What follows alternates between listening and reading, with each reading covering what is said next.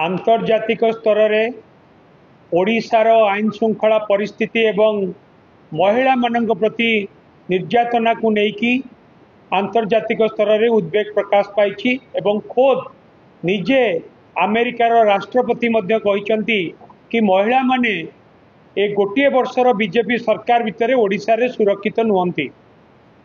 आपण माने मध्य जानिचंती क्योंपरि भाव में ओडिशा रे बीजेपी सरकार भितर गोटे वर्षर बीजेपी सरकार रे महिला मानक प्रति निर्यातना गणदुष्कर्म रेप मर्डर कौपरि भाव में बढ़ी।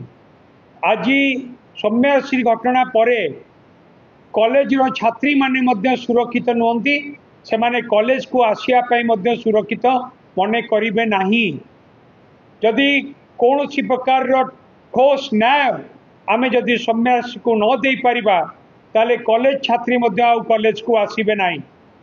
सबुठ बसी उद्वेगर विषय होउची कि सौम्याश्री एफएम कॉलेज रो स्टूडेंट ता प्रति अविचार होउची बोली ता समस्या को से मुख्यमंत्री को जनईतिले, से हायर एजुकेशन मिनिस्टर को जनईतिले, से केंद्र मंत्री को जनईतिले, से स्थानीय सांसद को जनईतिले, स्थानीय विधायक को भी जनईतिले, किंतु एमाने केही भी सुनिले नाही, केही भी सुनिले नाही।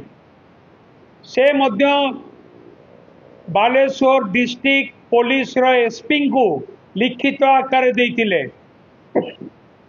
किंतु तांको केस को रजिस्टर करागला नहीं, अणदेखा करागला।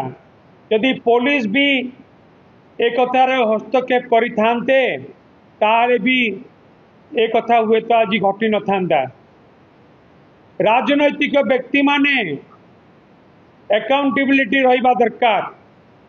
केवल कॉलेज कर्तृपक्ष नुहे, कॉलेज कर्तृपक्ष उपरे दृढ़ कार्यानुष्ठान सहित जो माने जो राजनैतिक नेता माने राजनैतिक व्यक्ति माने मंत्री माने विधायक हूँ सांसद हूँ जो माने आज ये कथा को अणदेखा करछंती से माने जदि अणदेखा न करतांते ताले आज ए घटना घटी न थांता।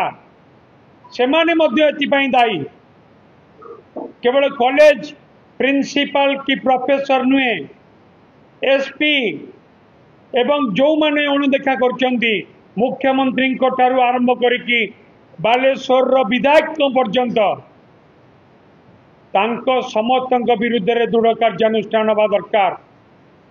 ये गोटे छोटिया कथा नुहे।